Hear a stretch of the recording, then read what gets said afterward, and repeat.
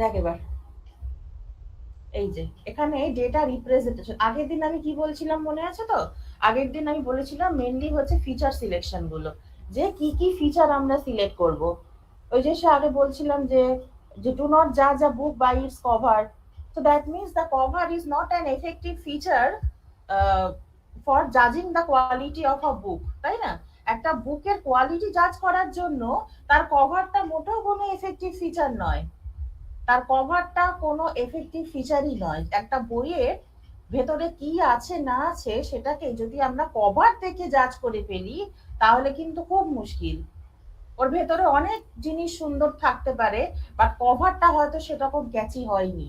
হতেই পারে the cover is not much attractive, but cover দেখে যদি আমি বলে দিই না না এই বইটা মনে হয় খুব একটা ভালো হবে না, তাহলে কিন্তু সেটা ঠিক এফেক্টিভ ফিচার ইঞ্জিনিয়ারিংটা হলো না। ওকে, তার মানে একটা বইকে জাজ করার জন্য আমরা যদি মনে করি যে কভারটাই সব, তাহলে কিন্তু মুশকিল। So cover is not at all an effective feature. তাহলে আমাকে একটা বই জাজ করার জন্য কি কি দেখতে হবে? তার কন্টেন্ট গুলোকে ভালো করে দেখতে হবে, প্রত্যেকটা টপিক ঠিকঠাক মতো কভার করেছি কিনা, এক্সারসাইজ আছে কিনা তার মধ্যে অ্যাডিকুয়েট, এক্সাম্পল দিয়ে ঠিকঠাক মতো বোঝানো আছে কিনা, প্রিভিয়াস ইয়ারের কোয়েশ্চেন বা যেরকম থাকে না স্যাম্পল কোয়েশ্চেন আছে কিনা, বা সেগুলো থাকলেও তার সলিউশন আছে কিনা, হ্যাঁ, এক্সাম্পল গুলো ঠিকঠাক করে বোঝা যাচ্ছে কিনা, এই সমস্ত কিছুগুলো আছে। সেইগুলো যদি সব থাকে, তাহলেই আমরা বুঝতে পারবো যে না সেই বইটা ভালো। শুধু ওই কভার দেখে আমরা জাজ করলাম এই একটা কি একটা ম্যারম্যারে কভার, কোনো ভালো ছবি টবিও দেয়নি, তার মানে এই বইটা মনে হয় ভালো হবে না। এটা কখনোই হতে পারে না। একটা বইকে জাজ করার জন্য আমাদের অনেকগুলো ফিচারকে নিয়ে ভাবতে হয়। ফিচার মানে হচ্ছে অ্যাট্রিবিউটস, অনেকগুলো ফিচারকে আমাদের স্টাডি করতে হবে। হ্যাঁ, তারপর রেকমেন্ডেশন তো আছে, টিচাররা কোন বইটা রেকমেন্ড করছেন, বা আমাদের সিনিয়ররা কি বলছে যে কোনটা মানে কোন বইটা পড়লে ভালো, বা আমাদের লাইব্রেরিতে কোন কোন বই রাখা আছে, কোন বইগুলো বেশি চলছে, স্টুডেন্ট গুলো কারা মানে হচ্ছে কাদের বই বেশি প্রেফার করে নিচ্ছে। হ্যাঁ, এরকম গুলো আমাদের নানান ফিচার গুলোকে ভালো করে স্টাডি করে তবে আমরা ডিসিশনে আসি যে না তাহলে এই বইটা ভালো। একটা তো আছে রেকমেন্ডেশন, সেটা ডেফিনেটলি টিচার্স রেকমেন্ডেশন হতে পারে, সিনিয়রদের রেকমেন্ডেশন, এক্স স্টুডেন্টসদের রেকমেন্ডেশন, সেটাও হতে পারে। অথবা যেটা আছে যে আমাদের নিজেকে তার কন্টেন্টটা খুলে দেখতে হবে যে whether the content is up to the mark or not. তাহলে এইটাই ছিল আমার আগের দিনের মেইন টপিকটা, এই যে ফিচার ইঞ্জিনিয়ারিং বলেছিলাম না। হ্যাঁ, একটা যদি জামা কিনতে যায় তাহলে তার শুধু কালারটা দেখলে হবে না, এই যে ফিচার ইঞ্জিনিয়ারিং। তা শুধু কালার দেখলে কি হবে যে না এটা একটা ব্লু কালার, এটা একটা রেড কালার, তাহলে এটা কিনে ফেলি। তারপর কিনে নিয়ে আসার পর দেখা গেল তার ফ্যাব্রিক কোয়ালিটিটা মোটেও খুব একটা ভালো নয়। তাহলে কি শুধু কালারটা কোনো একটা এফেক্টিভ ফিচার হলো? কালারটা মোটেও কোনো এফেক্টিভ ফিচার আর হলো না। হ্যাঁ, কালারটা একটা ফিচার ঠিক আছে, কিন্তু তার ফেব্রিক কোয়ালিটি আমাকে জাজ করতে হবে। হ্যাঁ, তারপর তার কাটিংটা দেখতে হবে। হ্যাঁ, তার মেজারমেন্ট গুলো দেখতে হবে, আমাদের ঠিকঠাক মেজারমেন্ট হবে কিনা, ছোট হতে পারে বড়ও হতে পারে। হ্যাঁ, মেজারমেন্ট যেন ঠিকঠাক হয়। ফ্যাব্রিক কোয়ালিটি তো বললামই, কটন হতে আমাদের কিরকম চাই, আমাদের গরমকালে কটন চাই, না বর্ষাকালে আমাদের সিনথেটিক চাই, এরকম আর কি, বা শীতকালে আমাদের উলেন চাই। তো এরকম ফ্যাব্রিক কোয়ালিটি দিয়ে জাজ করতে হবে। তারপর হচ্ছে জামার কাটিংটা দেখতে হবে, কাটিংটা ঠিকঠাক মতো আছে কিনা, ফুল স্লিভ না হাফ স্লিভ না কোয়ার্টার স্লিভ, আমরা কি রকম স্লিভ চাইছি সেটা দেখতে হবে। হ্যাঁ, তারপর তার কতটা হাইট, কতটা লম্বা আর কি জামাটা, সেটাও দেখতে হবে। এত কিছু কোয়ালিটি জাজ করে তবে আমরা ডিসিশনে আসি যে কোন জামাটা কিনবো। মানে যেটা আমি আগে হরদম করতাম, শুধু কালার দেখে কিনে ফেলতাম, নিয়ে সে বলতাম না, তারপর দেখা গেল বাড়িতে ডেলিভারি আসার পর ফ্লিপকার্ট হোক অ্যামাজন হোক স্ন্যাপডিল হোক এরকম প্রচুর জামা টামা কিনে দেখতাম বাড়িতে ডেলিভারি হওয়ার পর ফ্যাব্রিক কোয়ালিটি প্রচন্ড বাজে, পুরো জাল জাল করছে। ওই যে সেই কালার দেখে কিনতাম, আমার একটা স্বভাব ছিল, কালারটা খুব ক্যাচি মনে হচ্ছে কিনে ফেলি, তারপর কিনে নিয়ে ঠকে যেতাম। সেই জন্য একটা বইকে যেরকম কভার দিয়ে জাজ করা যায় না, তেমনি জামা কাপড় কিনতে গেলেও শুধু কালার দিয়ে জাজ করা যায় না। তাহলে এই হচ্ছে আমার ফিচার ইঞ্জিনিয়ারিং, ফিচার সিলেকশন, যে কি কি ফিচার আমি নেব তার উপর ডিপেন্ড করছে আমার মেশিন লার্নিং এর যে মডেলটা সেটা কতটা এফেক্টিভ হবে। এই যে ফিচার গুলোকে আমরা কিভাবে নিই, মানে ফিচার গুলো ঠিকঠাক যদি সিলেক্ট করতে পারি আমরা, তাহলে কি কি হয়, এই যে মডেল পারফরমেন্সটা ইমপ্রুভ হয়, মডেল রোবাস্টনেসটা বেড়ে যায়, কম্পিউটেশনাল এফিসিয়েন্সিটা বেড়ে যায়, এরকম। এগুলো আমি আগের দিন বলেছি, হ্যাঁ, আমি আর এর মধ্যে আর যাচ্ছি না। এই যে what are the steps in feature engineering, feature engineering এর এই দেখ কতগুলো step. Data cleansing, data cleansing মানেই বলেছিলাম প্রি প্রসেসিং, হ্যাঁ, মানে ডেটাটাকে প্রি প্রসেস করে আগে ঠিকঠাক ফরম্যাটে আনতে হয়।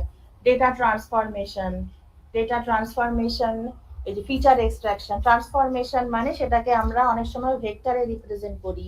তোরা হয়তো অনেকে করেছিস অলরেডি টেনসার, হ্যাঁ, টেনসারে রিপ্রেজেন্ট করা হয়। One hot encoding, one hot মানে আজকেই আসবে ওগুলো, দেখ সেটা হচ্ছে একটা binary set of data, binary series of data, তার সবকটা বিট জিরো, শুধু একটা ওয়ান।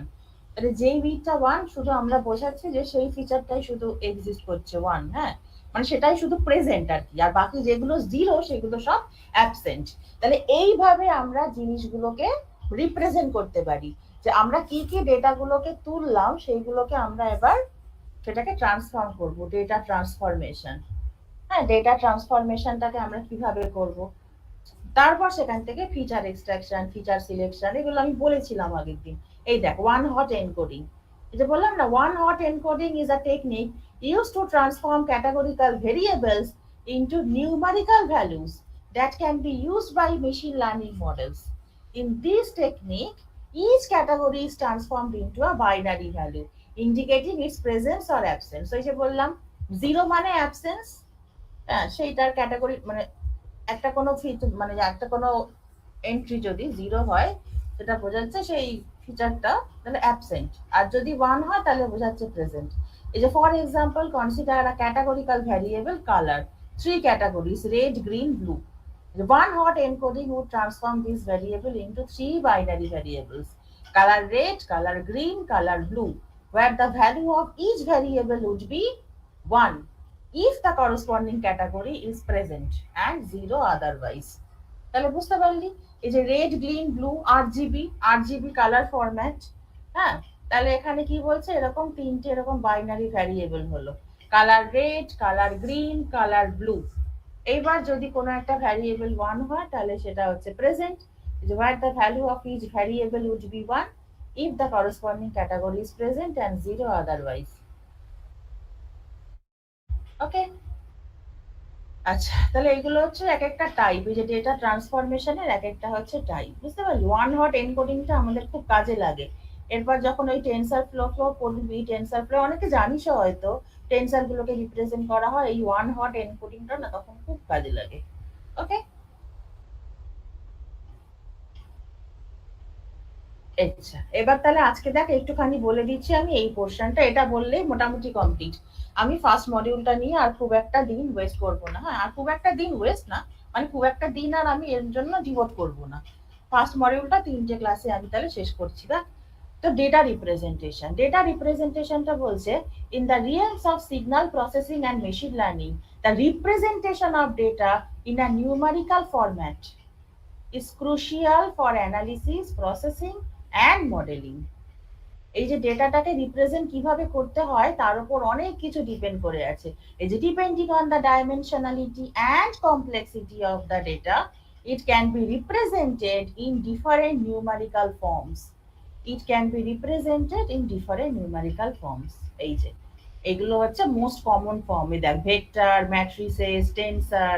তাহলে কি কি আছে ডেফিনেশন, এই দেখ স্কেলার, তাহলে স্কেলারটা কিরকম বলছে, a scalar is a single numerical value, it has magnitude but no direction। তোরা আগেই পড়েছিস ফিজিক্সে স্কেলার ভেক্টর এগুলো কাকে বলে। স্কেলারের শুধু ম্যাগনিটিউড থাকে বা ডিরেকশন থাকে না, হ্যাঁ, এই যেমন ধর এই যে এক্সাম্পল দ্য নাম্বার 5, হ্যাঁ, -3.2, আমাকে কতগুলো স্কেলার কোয়ান্টিটির এক্সাম্পল দিতে পারবি, ফিজিক্সে পড়েছিলি, সবাই জানিস এগুলো, যে স্কেলার। আচ্ছা, আর ডিসটেন্স, টাইম, ওয়ার্ক, হ্যাঁ, ওয়ার্ক, এনার্জি, হ্যাঁ, তারপর হচ্ছে টাইম, তারপর টেম্পারেচার, এগুলো সব হচ্ছে scalar quantity. It has magnitude but no direction. আর ভেক্টর কি, it has both magnitude and direction, যেরকম ভেলোসিটি, হ্যাঁ, তাই না, ডিসপ্লেসমেন্ট, ভেলোসিটি, ফোর্স, ফোর্স, হ্যাঁ, তারপর মোমেন্টাম, হ্যাঁ, মোমেন্টাম, এগুলো ওয়েট ওয়েট এগুলো সব হচ্ছে ভেক্টর। তাহলে ভেক্টর কেন বলছে? It has both magnitude as well as direction. তাহলে ফিজিক্সের ভেক্টর আমরা অনেক কিছু পড়েছি, ডিসপ্লেসমেন্ট, তারপর ভেলোসিটি, অ্যাক্সিলারেশন, ওয়েট। তো যাই হোক, এগুলো ভেক্টর। বাট এখানে রিপ্রেজেন্টেশনটা বলছে, দেখ mathematically a vector is represented as a column or sometimes row of numbers. A vector is an ordered list of numbers. It can be visualized as a line segment in space that has both magnitude and direction. Both magnitude and direction. ঠিক আছে, আমরা যেরকম ফিজিক্সে পড়ে এসেছিলাম সেরকমই তাই, ম্যাগনিটিউডও থাকবে আবার ডিরেকশনটাও থাকবে। ইউনিট ভেক্টর আমরা কিভাবে লিখি জানিস তো? ইউনিট ভেক্টর ওই মাথার ওপর একটা ছোট্ট ক্যাপ দিয়ে দিই না, I cap, J cap, K cap, এগুলো লিখি না? তাহলে ইউনিট ভেক্টর গুলো কি বোঝায়? আই ক্যাপ মানে হচ্ছে এক্স অ্যাক্সিস বরাবর unit vector I cap. J cap, K cap দেখবি যে 3 ডাইমেনশনাল হয়, আমরা এরকম করে লিখি A I cap plus B J cap plus C K cap, এরকম করে আমরা একটা ভেক্টরকে রিপ্রেজেন্ট করি, তাই না? Yes, ma'am. Cartesian representation. হ্যাঁ, কার্টেসিয়ান রিপ্রেজেন্টেশন। 3 ডাইমেনশন যদি হয় তাহলে আমার X axis, Y axis, Z axis, তিনটে অ্যাক্সিস থাকবে। হ্যাঁ, এরকম আর কি। মাল্টি ডাইমেনশনালও হতে পারে, সেটা অন্য ব্যাপার। শুধু রিপ্রেজেন্টেশনটা হচ্ছে কি, ভেক্টর মানেই তার একটা একটা ডিরেকশন থাকবে আর ম্যাগনিটিউড থাকবে, দুটোই থাকবে, ঠিক আছে? এইবার দেখ matrix. A matrix is a two-dimensional array of numbers. Two-dimensional array of numbers. It can be visualized as a rectangular grid of numbers. A matrix has rows and columns. A matrix has rows and columns, and its shape is often described by the number of rows, by the number of columns. Matrix সবাই জানিস কিরকম দেখতে হয়, 3x2 matrix. It has 3 rows and 2 columns. A matrix is a two-dimensional array of numbers. তাহলে এইগুলো কি? Actually এগুলো হচ্ছে এক একটা ডেটা রিপ্রেজেন্টেশন করার ওয়ে। তাহলে স্কেলারটা হচ্ছে যার ম্যাগনিটিউড আছে কিন্তু ডিরেকশন নেই। ভেক্টরটা কি? যার ম্যাগনিটিউড ডিরেকশন দুটোই আছে। আর ম্যাট্রিক্সটা বলছে কি, it is a two dimensional array of numbers. আর টেন্সার, এই যে টেন্সার হচ্ছে multi dimensional array of numbers. while a scalar is zero dimensional, দেখ এখানে স্কেলারটাকে বলছে জিরো ডাইমেনশনাল, ভেক্টরটাকে বলছে ওয়ান ডাইমেনশনাল, ম্যাট্রিক্সটাকে বলছে টু ডাইমেনশনাল, আর tensor can be three dimensional or more. For instance, a three-dimensional tensor can be visualized as a cube of numbers. Okay, a three-dimensional tensor can be visualized as a cube of numbers. এরকম স্কেলারের কতগুলো example দিয়েছে, দেখ এই যে temperature, it is 22 degree centigrade right now, that's a single numerical value. তাহলে কি, এই যে বললাম টেম্পারেচার হচ্ছে একটা স্কেলার কোয়ান্টিটি, কেন? এর শুধু ম্যাগনিটিউড আছে বাট কোনো ডিরেকশন নেই। আর হ্যাঁ, টেম্পারেচারটা কি আমরা কোনো ডিরেকশন দিয়ে বোঝাই? একদমই না। বাট যখন আমরা ভেলোসিটি বোঝাবো, বা যদি আমরা ফোর্স বোঝাই কোনো, হ্যাঁ, বা যদি ডিসপ্লেসমেন্ট বোঝাই, তখন কিন্তু ডিরেকশন থাকবে।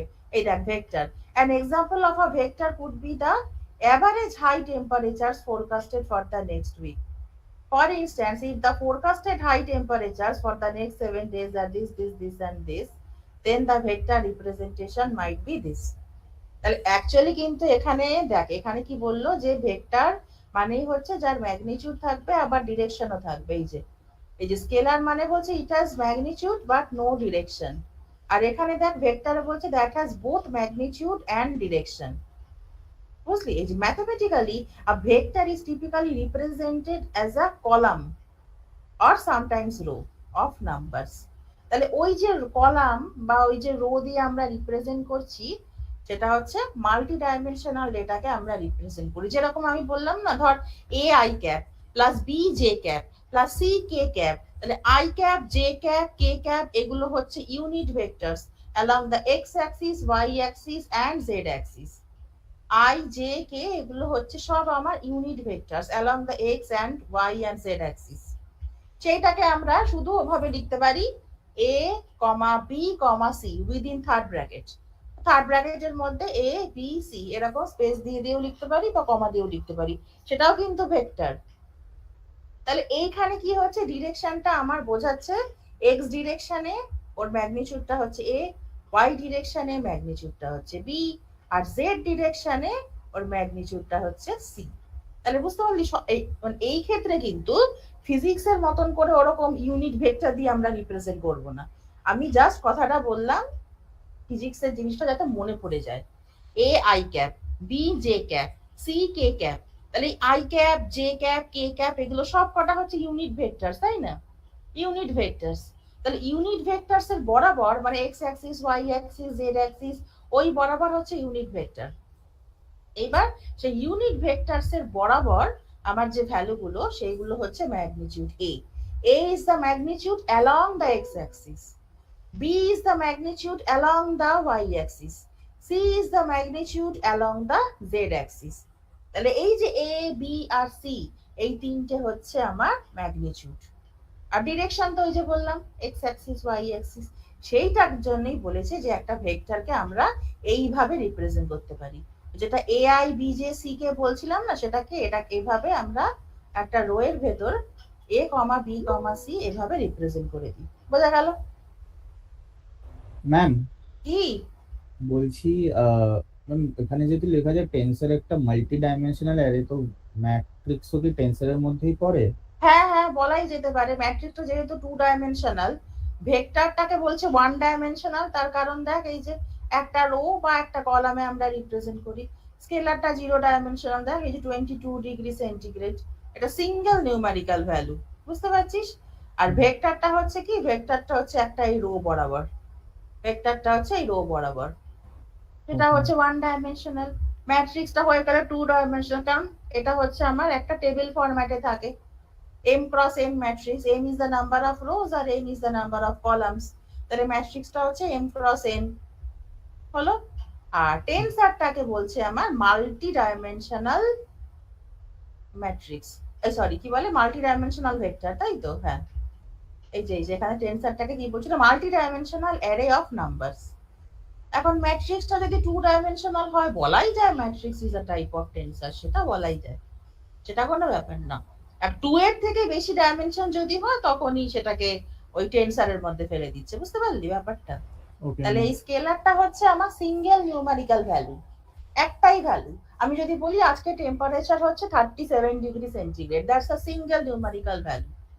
বেশ, এইবার যদি আমি পুরো উইকের 7 দিনের টেম্পারেচারটা নিয়ে একটা সেট বানাই এবং বলবো যে তার মিন টেম্পারেচারটা আমাকে বার করতে হবে, তো সেটা বলছে এই যে 1D array of values, 1D array of values often representing a series or sequence of numbers। বুঝতে পারছিস? আচ্ছা, তারপর হচ্ছে ম্যাট্রিক্স।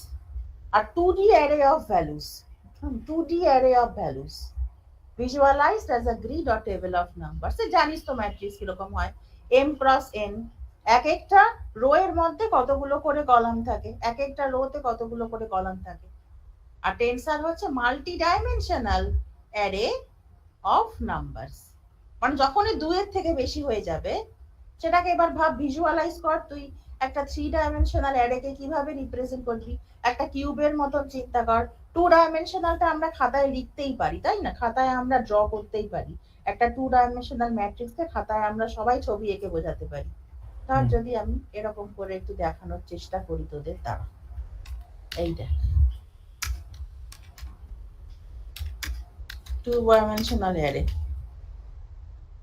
এই দেখ 2 ডাইমেনশনাল অ্যারে, এই দেখ এটা সবাই জানিস কিরকম দেখতে হয়। We can draw a 2 dimensional array in a copy. এই দেখ 2 ডাইমেনশনাল অ্যারেটাকে এবার যদি আমার আরো ডাইমেনশন বাড়াতে হয়, দেখ 3rd ডাইমেনশন চলে গেল, দেখলি তো? তখনই একটা কিউবিক্যাল ফর্ম চলে এলো, কিউবয়েড শেপ চলে এলো। তো সেটাকে আমরা আর তখন 2D শেপের মধ্যে রিপ্রেজেন্ট করতে পারছি না। এই দেখ এই 3 ডাইমেনশনাল অ্যারে, বুঝতে পারছিস? এই দেখ 3 ডাইমেনশনাল অ্যারে। তাহলে এইভাবে যত ডাইমেনশন বাড়তে থাকবে তখন সেটাকে আমরা অ্যারে বলবো না, তখন সেটাকে আমরা কি বলবো, টেন্সর। বোঝা গেল? আচ্ছা, এইবার হচ্ছে তাহলে এই গেল আমার ডেটা রিপ্রেজেন্টেশন। দেখ আগে বলেছি এটা আমরা মডিউল 1 এ আছি। মডিউল 1 কি না, ইন্ট্রোডাকশন টু মেশিন লার্নিং। আমি সমস্ত জিনিসগুলো জাস্ট ওভারভিউ বলে যাচ্ছি। কিন্তু প্রথম দিন বলেছি যে types of machine learning, supervise learning, unsupervised learning, semi supervise learning, এগুলো সব বলেছি। আচ্ছা, তারপরে কি বলেছিলাম, তারপর বললাম যে মেশিন লার্নিং এর 7টা স্টেজ আছে। স্টেজগুলো সবার মনে আছে, সেই ডেটা কালেকশন, ডেটা প্রিপারেশন, মনে আছে ওগুলো? তারপরে সেই ফিচার ইঞ্জিনিয়ারিং এর সব বিভিন্ন ব্যাপারগুলো, লাস্টে হচ্ছে আমার মডেল ডেপ্লয়মেন্ট। 7টা স্টেপ দেখিয়েছিলাম। হ্যাঁ, ডেটা কালেকশন সে বলেছিলাম না আগের দিন এক্সাম্পল দিয়ে, একটা ছোট্ট বাচ্চাকে যখন আমি অ্যালফাবেট চেনাতে শিখি তখন কি তাকে আমরা শেক্সপিয়ারের ম্যাকবেথ বা হ্যামলেট ধরিয়ে দিলে হবে না, তখন তাকে আমাকে ওই ছোট ছোট ওয়ার্ড বুক, ওই মানে যেখানে এ বি সি ডি গুলো ওরকম লেখা থাকে, হ্যান্ড রাইটিং যখন লিখতে হয় ওই সে ডটেড লাইনের ওপর এ লেখে বি লেখে সেগুলোই আমাকে দিতে হবে। So that is the data collection. Proper কাজের জন্য আমাকে প্রপার ডেটাটাকেই যেন চুজ করতে পারি আমরা।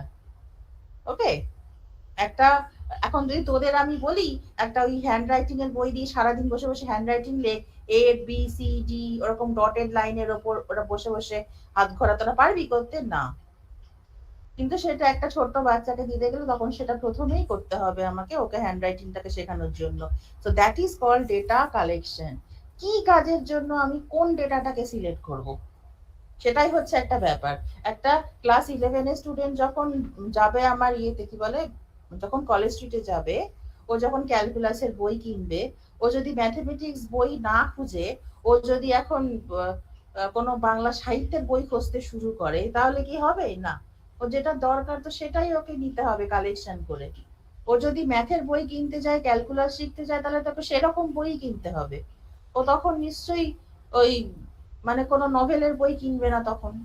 এগুলো একটু রিয়েল লাইফের সাথে আমি এক্সাম্পল দিয়ে দিয়ে বলছি, আর কিছুই না। বুঝতে পারলি ব্যাপারটা?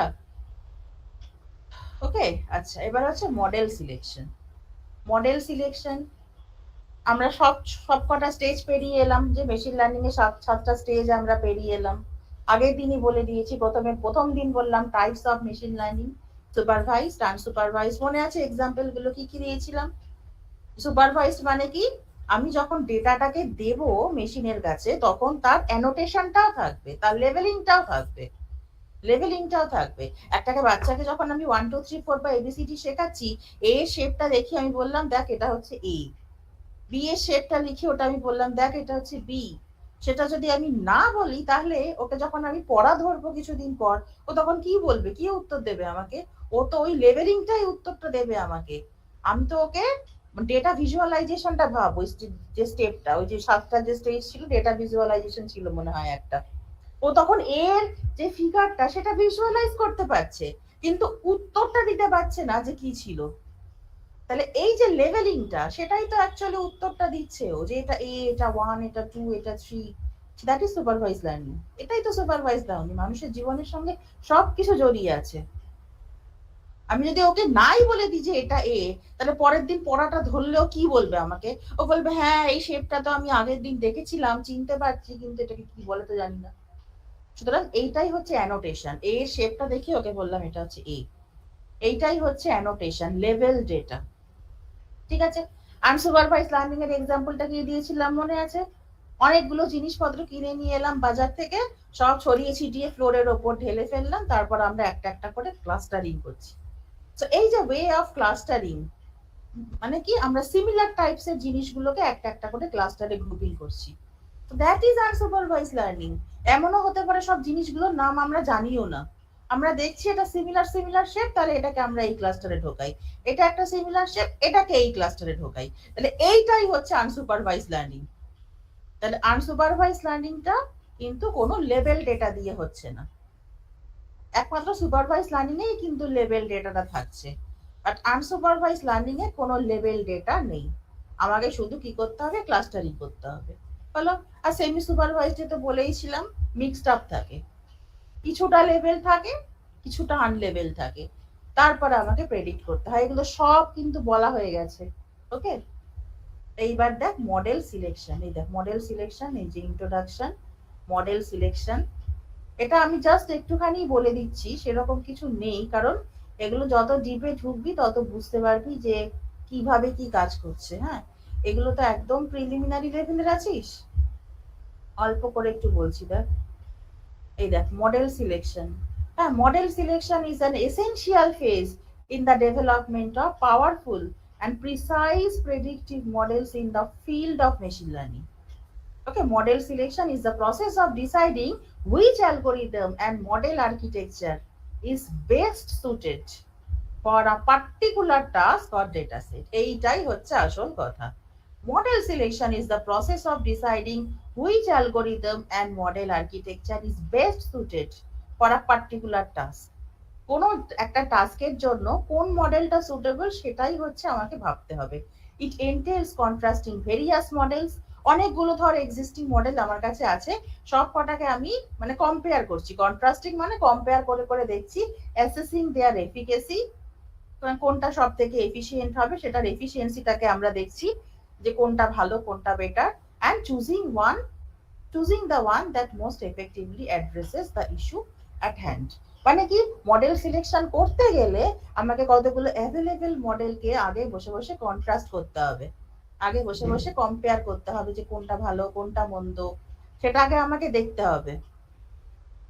তারপর আমরা তাদের এফিসিয়েন্সি গুলোকে জাজ করব, এর থেকে এটা ভালো কাজ করছে, এর থেকে এটা রোবাস্ট কিনা বেশি, এটা বেশি অ্যাকিউরেসি দিচ্ছে কিনা, এটা বেশি স্কেলেবিলিটি আছে কিনা। এইভাবে এতগুলো ফ্যাক্টরের ওপর আমরা জাজ করে করে তারপর সব থেকে যেটা এফিসিয়েন্ট মডেল সেইটাকে আমি বার করলাম, নিয়ে সেইটাকেই আমি চুজ করলাম। ওকে, the choice of an appropriate machine learning model is crucial since there are various levels of complexity, underlying assumptions and capabilities among them. তাহলে ওই যে মডেলটা চুজ করা সেটাই বলছে একটা সব থেকে ইম্পর্টেন্ট ব্যাপার। এই দেখ, এত গল্প কিন্তু আমি রিডিং পড়বো না, তোরা নিজেরাই বুঝতে পারবি পড়ে, এগুলো কিছুই নেই। A model's ability to generalize to new untested data may not be as strong as its ability to perform effectively on a single dataset or problem. মানে আনটেস্টেড ডেটার ওপর আর কি, সেটা ওর এফিসিয়েন্সিটা সেরকম স্ট্রং নাও হতে পারে as it's ability to perform effectively on a single data set. মানে একটা মডেল একটা পার্টিকুলার ডেটা সেটের ওপর যতটা এফিসিয়েন্টলি কাজ করবে, যতটা এফেক্টিভলি কাজ করবে, সেটা যে আনটেস্টেড ডেটার ওপর সমস্ত ডেটা সেটের ওপর একইভাবে স্ট্রংলি এফিসিয়েন্টলি কাজ করবে সেটা নয়। সেটাই বলতে পেরেছি, বুঝলি? এগুলো সব গল্প, আমি এগুলো আর রিডিং করছি না, এগুলো একটু পড়ে নিস। এগুলো প্রিলিমিনারি লেভেলে সেরকম কিছুই বলার নেই, সব ডাইলিউটেড গল্প এগুলো। এবার দেখ model selection. The process of selecting the top model or algorithm from a list of potential models to address a certain issue is referred to as model selection.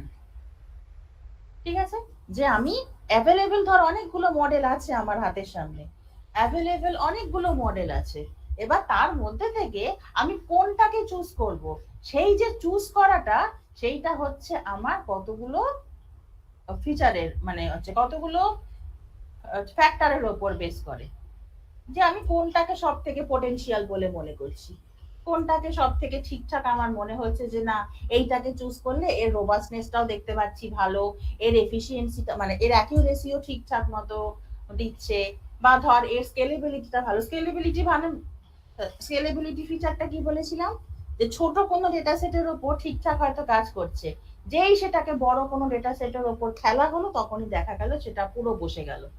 সেটা করলে কিন্তু হবে না। ওকে, সেটা করলে কিন্তু হবে না।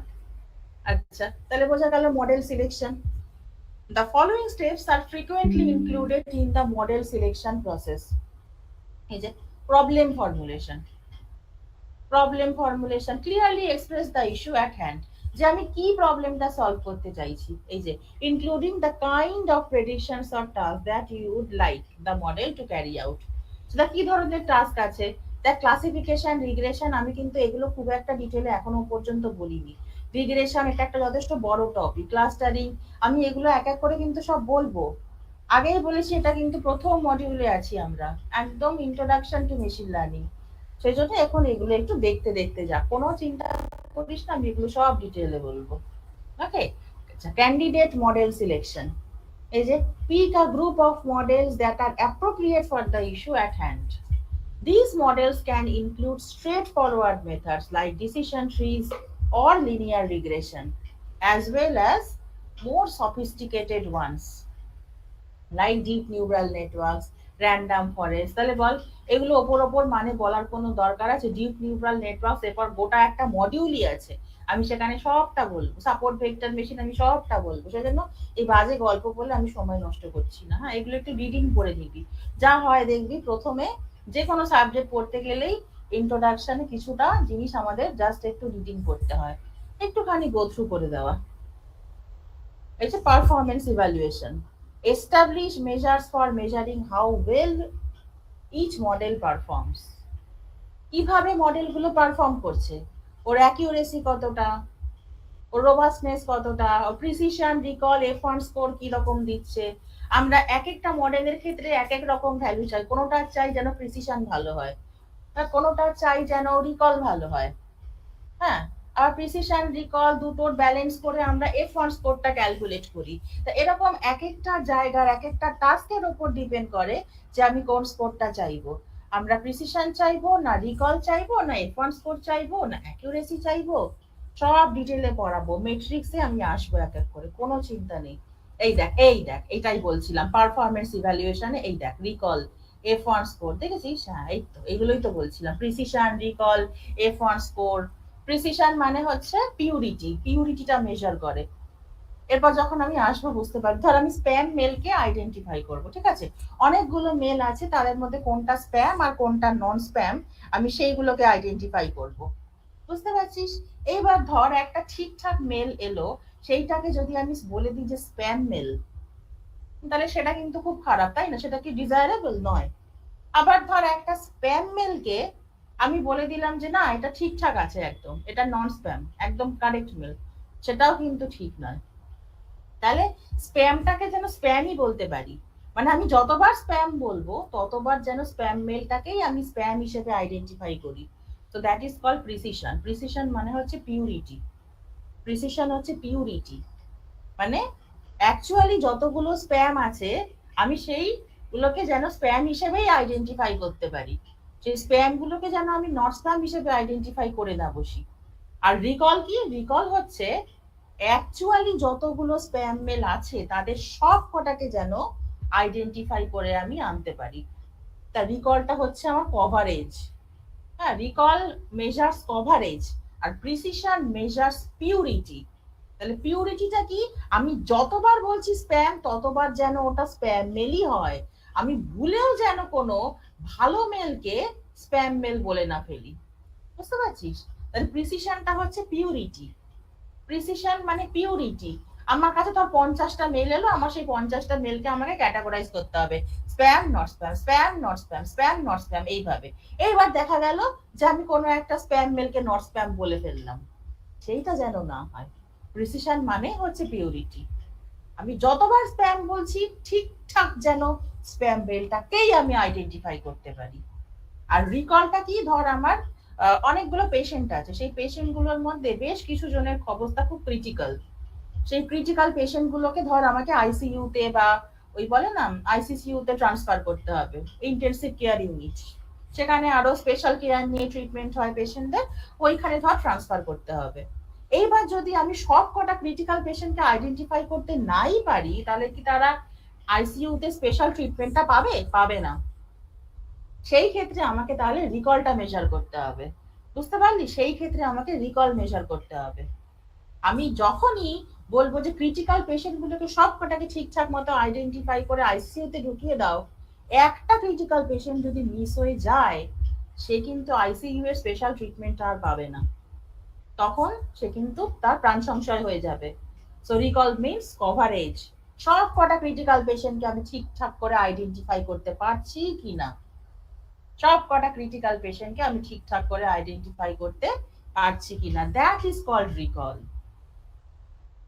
হ্যাঁ, এবার যদি এবার যদি ধর এরকম হয় যে একটা হেলদি পেশেন্ট, মানে হেলদি মানে মানে কম্পারেটিভলি আর কি অতটা ক্রিটিক্যাল নয়, যে ধর রিকভারির দিকে যাচ্ছে, সেই রিকভারি একটা পেশেন্টকে যদি আমি আইডেন্টিফাই করে ফেলি ক্রিটিক্যাল পেশেন্ট হিসেবে, তাকে যদি আমি আইসিইউ তে ঢুকিয়ে দিই, খুব একটা যে কিছু দোষ হবে তা নয়, বড়জোর তার হসপিটালের বিলটা একটু বেশি আসবে, তার আইসিইউ এর স্পেশাল কেয়ার চাই না, তা সত্ত্বেও তাকে আমি আইসিইউ তে ঢোকালাম, তার কিছু এক্সট্রা টাকা খসে গেল, সেটা ঠিক আছে, কিন্তু বিশাল কোনো ক্ষতি কিন্তু তার হয়ে যাবে না, যে তার প্রাণ নিয়ে টানাটানি হয়ে যাবে না, সো রিকল মানে কভারেজ, বুঝতে পারছি আমি কি বলছি, কভারেজ। সব কটা ক্রিটিক্যাল পেশেন্টকে আমি আইডেন্টিফাই করতে পারলাম কি পারলাম না, that is called recall.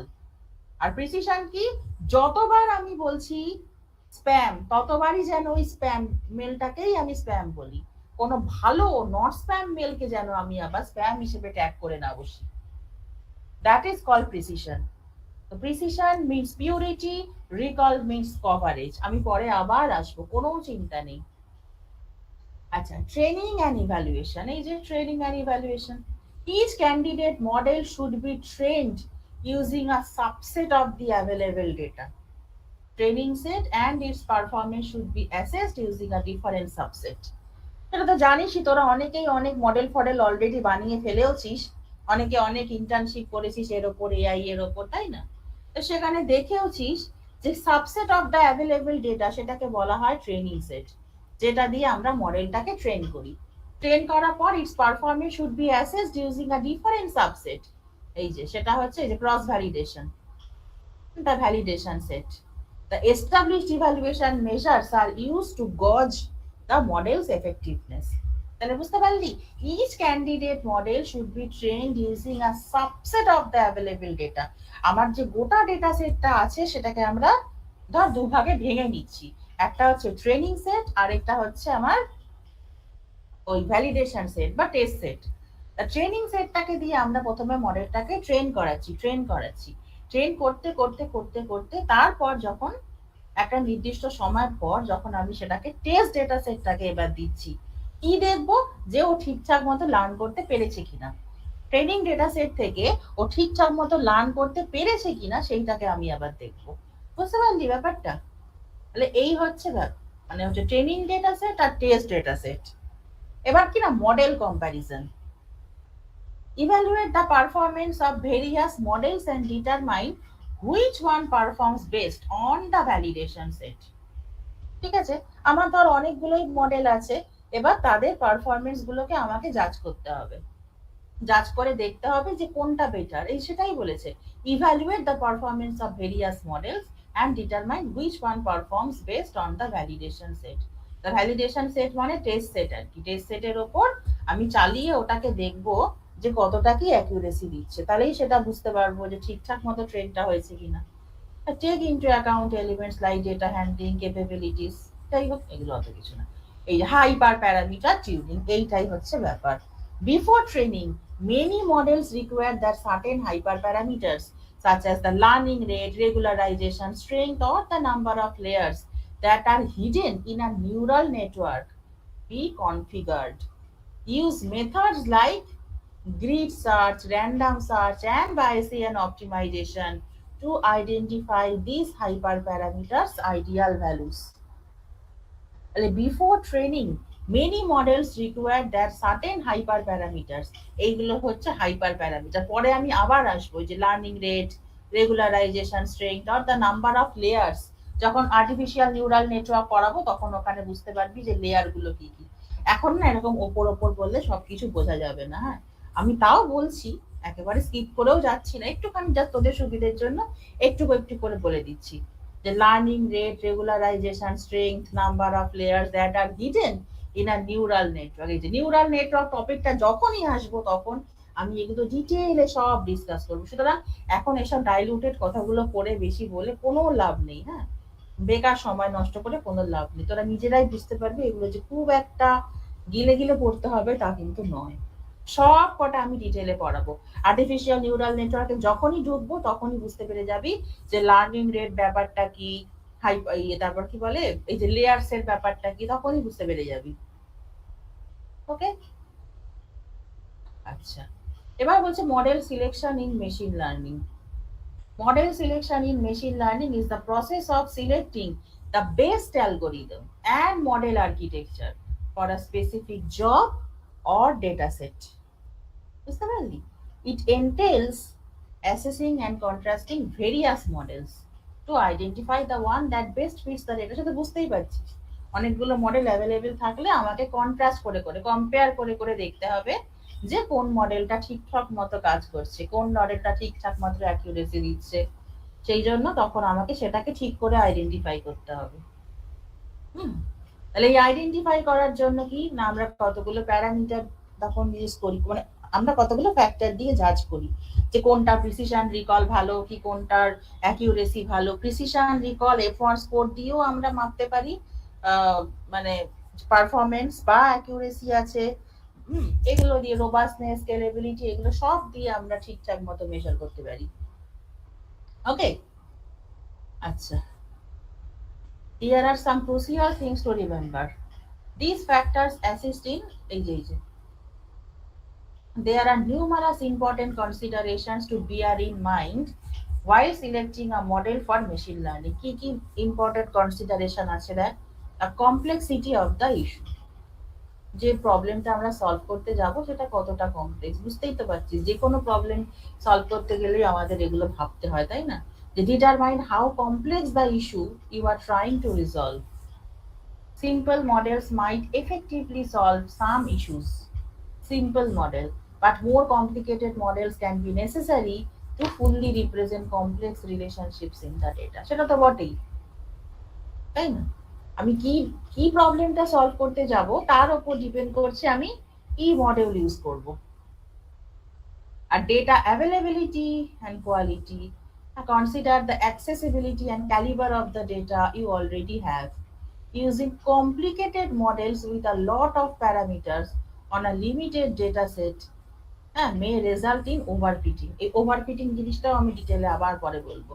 overfitting, underfitting, এই যে some situation, such situations may call for simpler models. তো যাই হোক, এই যে আউটলায়ার ডিটেকশন। আউটলায়ার মানে কি বলতো? অ্যানোমালি। আউটলায়ার মানে এই যে noise as well as how various models respond to the difficulty.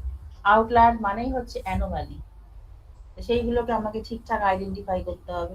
তাহলে এগুলো একটু রিডিং পড়িস, এগুলো অত কিছু স্ট্রেস দিয়ে পড়ানো সেরকম কিছু নেই। স্কেলেবিলিটি, আগেই বলেছি স্কেলেবিলিটি, যে ছোট একটা ডেটা সেটের জন্য হয়তো ঠিকঠাক মতো কাজ করছে, বাট যখনই দেখা গেল সেটা বড় একটা ডেটা সেটের মধ্যে ফেলা হলো সেটা আর ঠিকঠাক মতো কাজ করছে না, তাহলে কি হবে? তখন স্কেলেবিলিটিটা একটা ইস্যু হয়ে গেল। স্কেলেবিলিটি ইস্যুটা হলেই কিন্তু সমস্যা। ছোট ডেটা সেটের ওপর যদি চলতে পারে তাহলে সেটাকে বড় ডেটা সেটের ওপরও সমানভাবে পারফরমেন্সটাকে ঠিকঠাক দাঁড়া করাতে হবে, বুঝলি? সেটাই হচ্ছে স্কেলেবিলিটি। তাহলে এগুলো ঠিকঠাক মতো করতে হবে। এই যে regularisation and generalisation, assess the model's capacity to apply to fresh untested data. Untested data মানে আমরা যেটাকে দিয়ে ট্রেন করিনি, ট্রেনিং ডেটাটা বাদ দিয়ে যেটা পড়ে রইলো, যেটাকে বলা হয় ভ্যালিডেশন ডেটা সেট, সেইটাকে বলছে আনটেস্টেড ডেটা। যেটা দিয়ে আমি ট্রেন করলাম that is the training data set, সেটা কিন্তু নয়। ট্রেনিং ডেটা সেট দিয়ে ট্রেনিং তো করে নিলাম, এবার কতটা কি ট্রেন হলো সেটাকে আমরা একটা অন্য ডেটা সেটের ওপর ফেলছি, ঠিক আছে? সেটা হচ্ছে untested data.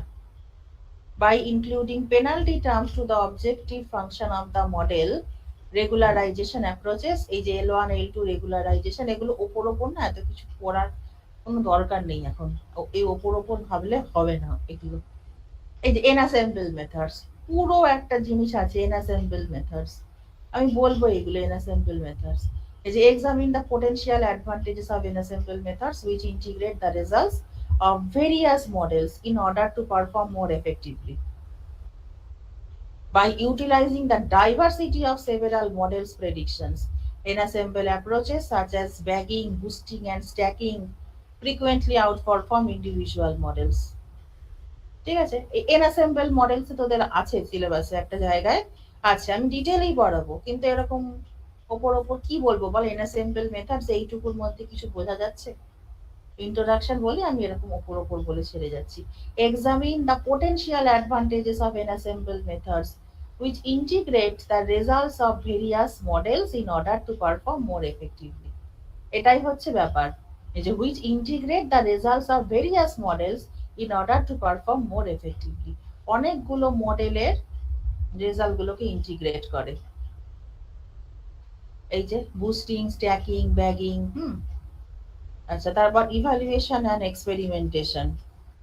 Experimentation and assessment of several models should be done thoroughly. এই যে utilize and write evaluation criteria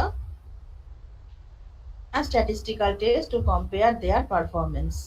performance গুলোকে তো মেজার করে আমাকে বার করতে হবে, তাই না?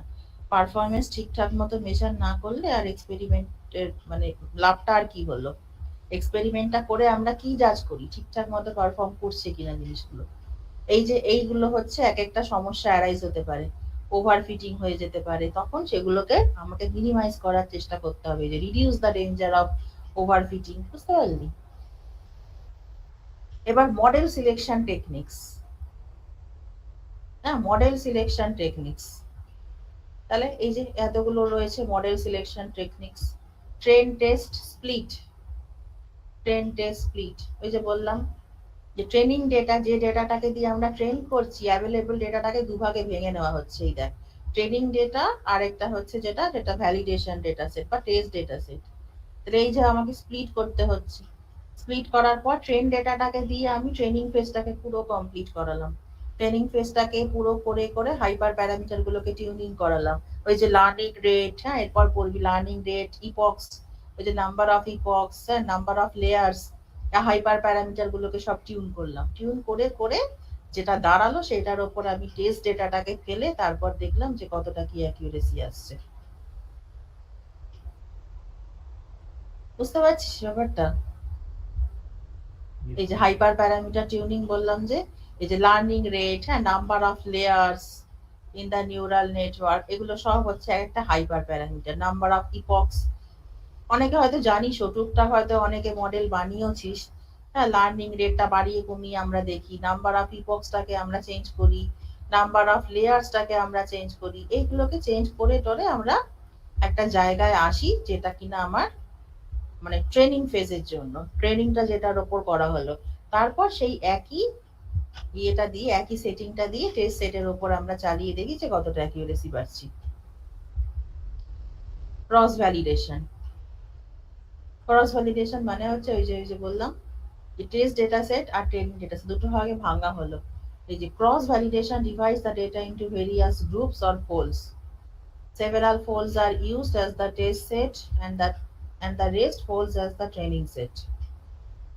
ঠিক আছে? এই যে cross validation techniques that are frequently used include এগুলো এখন নাম জেনে রাখ, জাস্ট এই কে ফোল্ড, ক্রস ভ্যালিডেশন, এগুলো নামগুলো একটু জেনে রাখা।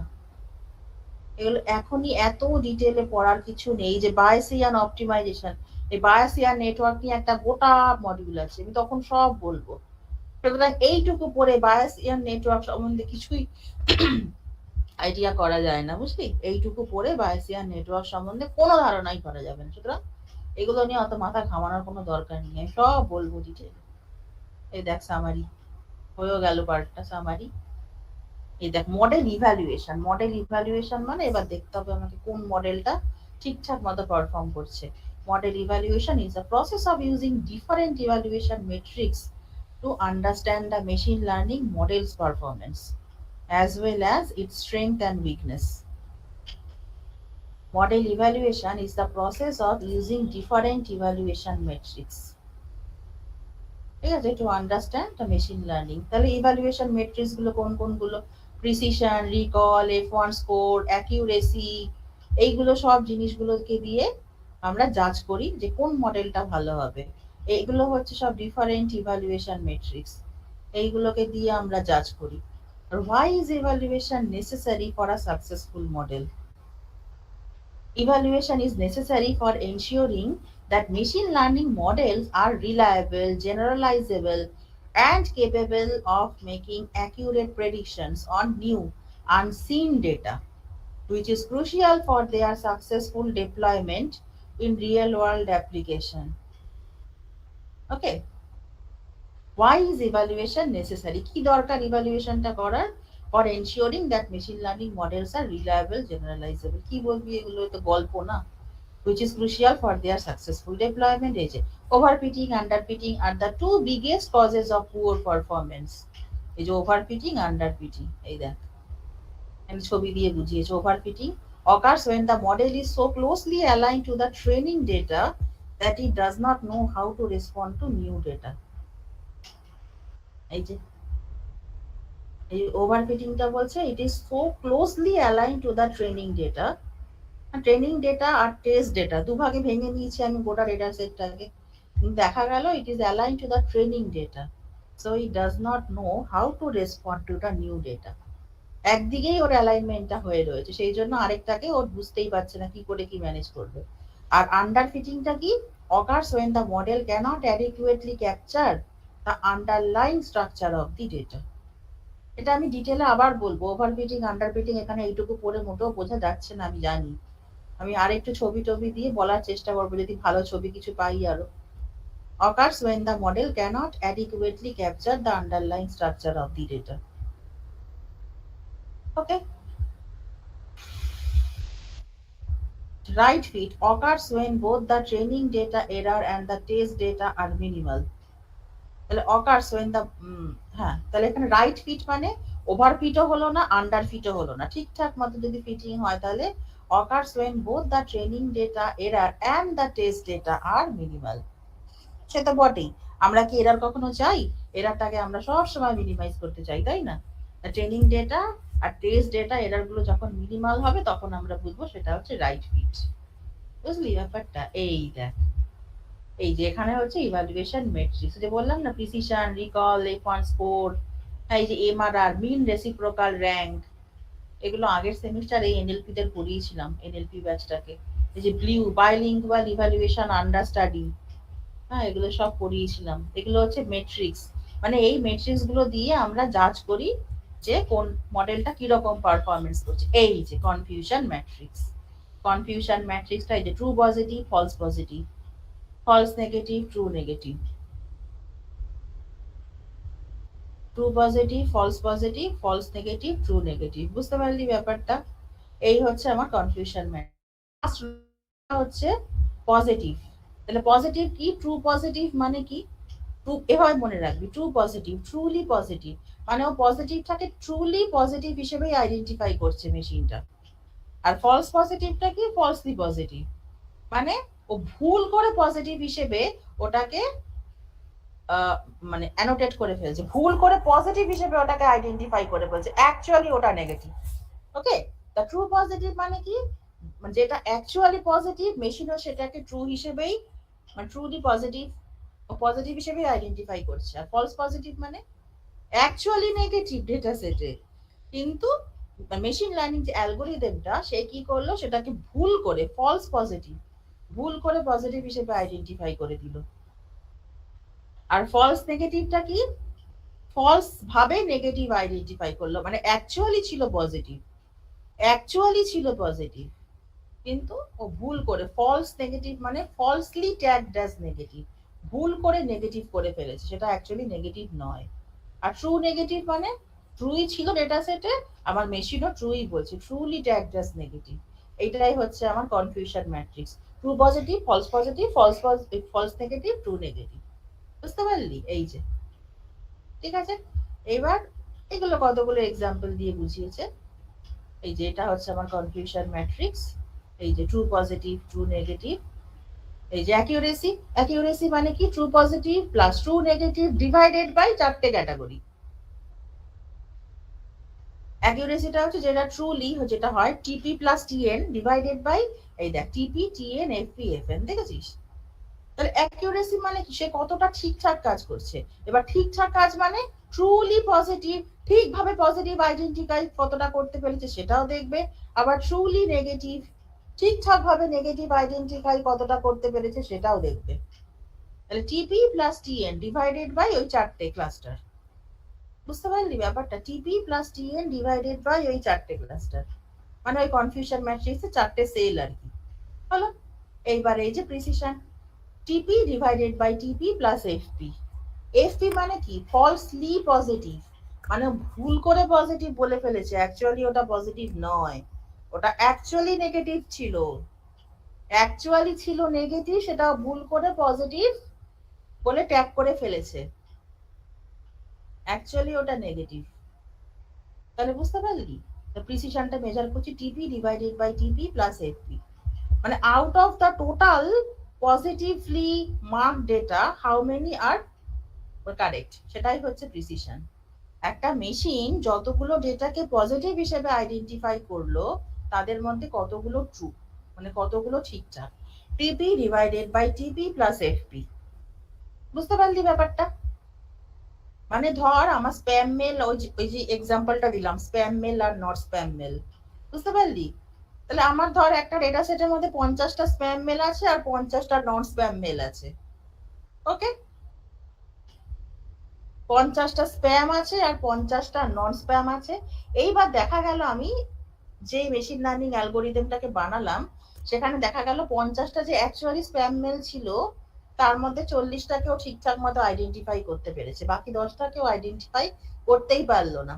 তার মানে বাকি 10টা যে আমার স্প্যাম মেল ছিল সেইটাকে ও নট স্প্যাম মেল বলে দিচ্ছে, সেটাকে ও নট স্প্যাম মেল বলে দিচ্ছে। আর বাকি যে আলাদা যে 50টা আমার নট স্প্যাম মেল ছিল, এবার ধর সেখান থেকে 30টাকে বলছে সত্যি সত্যি নট স্প্যাম আর 20টাকে বলছে স্প্যাম। তাহলে সেই যে 20টাই হচ্ছে আমার ফলস পজিটিভ, সেই 20টাই হচ্ছে আমার ফলস পজিটিভ। বুঝতে পারলি? তাহলে out of the total positive indicated data, মানে out of the total positively indicated data, মানে মেশিনটা যতবার বলছে পজিটিভ তার মধ্যে কতবার ঠিক বলছে। আর রিকলটা হচ্ছে কি বলেছিলাম, কভারেজ। এই দেখ coverage, true positive divided by true positive false negative. মানে ওই যে বললাম পেশেন্টের ব্যাপারটা, খুব ক্রিটিক্যাল পেশেন্ট যারা সব কটাকে তাদের আইডেন্টিফাই করতে হবে, আইডেন্টিফাই করে আমাকে আইসিইউ তে ঢোকাতে হবে। ঠিক আছে, এবার ধর সব কটা ক্রিটিক্যাল পেশেন্টকে আইডেন্টিফাই করার বদলে আমি একটা ভালো পেশেন্টকে আইডেন্টিফাই করে ফেললাম। তো ভালো পেশেন্ট মানে কি, ভালো পেশেন্টটাকে আমি বলছি ক্রিটিক্যাল, তার মানে ফলসলি নেগেটিভ। ভুল করে আমি ক্রিটিক্যাল বলে ফেলেছি, ভুল করে ক্রিটিক্যাল বলে ফেলেছি, ফলসলি নেগেটিভ। তাহলে বুঝতে পারলি টোটাল কতগুলো ক্রিটিক্যাল পেশেন্ট ছিল এবং আমি তার মধ্যে কতগুলোকে ঠিকঠাক আইডেন্টিফাই করতে পারলাম। ফলস নেগেটিভ ওটা হবে না যে লাইক ভুল করে বলেছি ঠিক আছে ওটা অ্যাকচুয়ালি ঠিক আছে? ফলস নেগেটিভ মানে ফলসলি নেগেটিভ, ভুল করে বলছি নেগেটিভ, অ্যাকচুয়ালি ওটা পজিটিভ। কিভাবে মনে রাখবি, আমি নিজে যেভাবে পড়তাম আমি ঠিক সেভাবেই বলছি। ফলসলি নেগেটিভ, ভুল করে নেগেটিভ বলে দিচ্ছি আমি, অ্যাকচুয়ালি নেগেটিভ নয়, অ্যাকচুয়ালি ওটা পজিটিভ ছিল, অ্যাকচুয়ালি একটা ক্রিটিক্যাল পেশেন্ট ছিল, কিন্তু আমি কি বললাম ভুল করে যে না এই পেশেন্টটা ভালো, ওকে আইসিইউ তে ঢোকাতে হবে না, ব্যাস অমনি মারা পড়লো, গিয়ে আইসিইউ ট্রিটমেন্টটা না পেয়ে মারা পড়লো। বুঝতে পারলি ব্যাপারটা? যতগুলো ক্রিটিক্যাল পেশেন্টকে আমি আইডেন্টিফাই করব, সরি যতগুলো ক্রিটিক্যাল পেশেন্ট আছে তাদের সব কটাকে যেন আমি আইডেন্টিফাই করতে পারি। বুঝতে পারলি কি বললাম? হ্যাঁ। তাহলে ফলস নেগেটিভ, ফলসলি নেগেটিভ, ভুল করে নেগেটিভ বলে ফেলছি, অ্যাকচুয়ালি পজিটিভ, অ্যাকচুয়াল ডেটা সেটের মধ্যে সেটা ছিল আমার পজিটিভ, আমি মেশিন লার্নিং অ্যালগোরিদমটা লাগিয়ে দেখলাম আমার মেশিন এখন বলছে এটা নেগেটিভ। না, সে ফলসলি নেগেটিভ বলছে, ফলস ভাবে মানে ভুল করে নেগেটিভ বলে ফেলছে। আমি এই জিনিসটা আবার না হয় নেক্সট দিন বলবে, একটু ঠান্ডা মাথায় ভাববি, দরকার হলে ওই আগের ওই এনএলপি একটু রেকর্ডিং গুলো শুনতে পারি, সেখানেও আমি ভালো করে বুঝিয়েছিলাম প্রিসিশন রিকল। হ্যাঁ, প্রিসিশন মানে হচ্ছে পিউরিটি, আমি যতবার স্প্যাম বলছি ততবারই যেন স্প্যাম মেলটাকেই আমি স্প্যাম হিসেবে আইডেন্টিফাই করি, নট স্প্যাম মেলটাকে যেন আমি স্প্যাম হিসেবে বলে না বসি। বুঝতে পারলি? আমি যতবার বলছি স্প্যাম স্প্যাম স্প্যাম ততবার যেন আমি ওই স্প্যামটাকেই স্প্যাম বলি, কোন নট স্প্যাম মেলকে যেন আমরা ভুল করে স্প্যাম বলে না বসি। আর রিকলটা কি, কভারেজ, যতগুলো ক্রিটিক্যাল পেশেন্ট আছে সব কটাকে যেন আইডেন্টিফাই করে আমি আইসিইউ তে ঢুকিয়ে দিতে পারি, একটা কেউ যদি বাদ যায় তাহলেই সে মারা পড়বে। তাহলে একটা কেউ যদি বাদ যায় মানে, একটা কেউ বাদ যায় মানে সেটা ফলস নেগেটিভ, ফলসলি নেগেটিভ, ভুল করে বলে ফেললাম যে সে ক্রিটিক্যাল নয়। ঠিক আছে, তাহলে রিকল মানে কভারেজ, মানে ডেটা সেটের মধ্যে টোটাল আমার কতগুলো ক্রিটিক্যাল পেশেন্ট রয়েছে তাদের মধ্যে কতগুলোকে আমি ট্রুলি আইডেন্টিফাই করতে পারলাম। বুঝতে পারছিস কি বলছি? True positive divided by true positive plus false negative. Okay, F one score তো কি, দুটোর মধ্যে ব্যালেন্স। এই যে harmonic mean 2pr divided by p plus r, জানিস অনেকে হয়তো। F1 স্কোরটা হচ্ছে ওই প্রিসিশন রিকল দুটো স্কোরের মধ্যে একটা ব্যালেন্সিং করা। মানে ধর এমন হলো প্রিসিশনটা খুব বেশি হয়ে গেল, রিকলটা কম হয়ে গেল, তাহলে সেই দুটোর মধ্যে ব্যালেন্সিং আমরা কি করে করছি? F1 স্কোর দিয়ে। ওকে,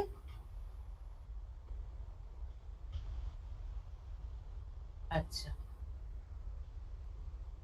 FPR false positive rate, FPR যাই হোক, true positive rate, false positive rate. আগে তোরা যেটা করবি, প্রিসিশন, রিকল, F1 স্কোর, এই তিনটেকে আগে ভালো করে মাথায় ঢোকাবি। F1 স্কোর তো এই দুটোর হারমোনিক মিন, প্রিসিশন রিকলের।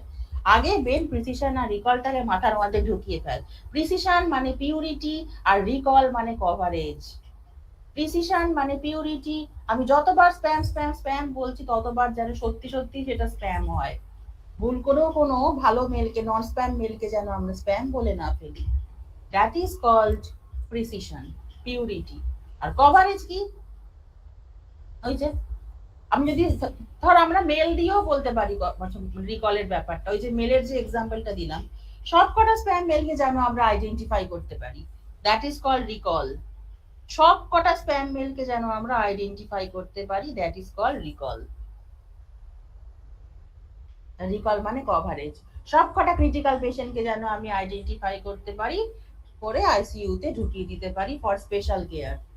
আইসিইউ তে যদি একটাও ক্রিটিক্যাল পেশেন্টকে বাদ চলে যায় তাহলে কিন্তু সেটা মুশকিল হয়ে যাবে। ক্রিটিক্যাল পেশেন্ট বাদ চলে যাওয়া মানে কি? False negative, false negative, falsely negative. ভুল করে আমি নেগেটিভ বলে ফেলেছি, কিন্তু অ্যাকচুয়ালি সে ক্রিটিক্যাল পেশেন্ট। আমার ডেটা সেটের মধ্যে যতগুলো ক্রিটিক্যাল পেশেন্ট আছে, দেখ ওই তো ওই TP plus FN, true positive plus false negative, true positive plus false negative, এই দুটো যোগ করলে আমি কি পাবো? অ্যাকচুয়াল কতগুলো ক্রিটিক্যাল পেশেন্ট আছে। ট্রু পজিটিভ মানে সত্যি সত্যি ক্রিটিক্যাল, আমার এমনিতেও ক্রিটিক্যাল, আমার মেশিনও বলছে ক্রিটিক্যাল, আমার অ্যালগোরিদমও বলছে ক্রিটিক্যাল। আর এফএন মানে কি? ফলসলি নেগেটিভ, ভুল করে নেগেটিভ বলে ফেলছে ও, ভুল করে ও নেগেটিভ বলে ফেলছে। অ্যাকচুয়ালি সে ক্রিটিক্যাল পেশেন্ট, কিন্তু ভুল করে আমি তাকে বলে ফেললাম হেলদি, এবং তাকে আমি আর আইসিইউ তে ঢোকালাম না, পরের দিনই মারা গেল সে। তাহলে একটা ডেঞ্জারাস সিচুয়েশন এফএন।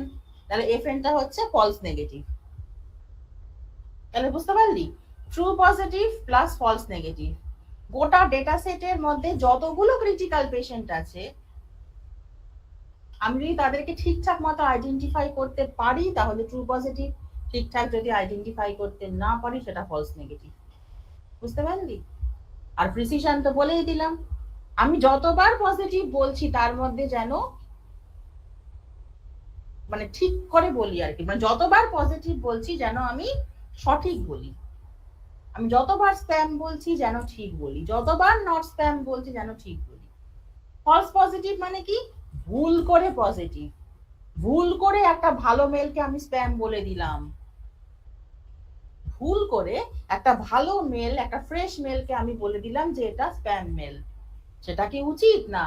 তাহলে প্রিসিশন মানে পিউরিটি, আমি যেন স্প্যামটাকে স্প্যাম বলতে পারি আর নট স্প্যামটাকে যেন নট স্প্যাম বলতে পারি। ভুল করে একটা ফ্রেশ ভালো মেলকে যেন আমরা স্প্যাম হিসেবে আইডেন্টিফাই করে না দিই। দেখ বোঝা গেল? আমি আজকে এই অবধি রাখছি।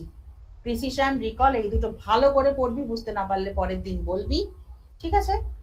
আর হচ্ছে আর F1 স্কোর দুটোর হারমোনিক মিন, এই যে দুটোর হারমোনিক মিন, এই অবধি আমি বললাম।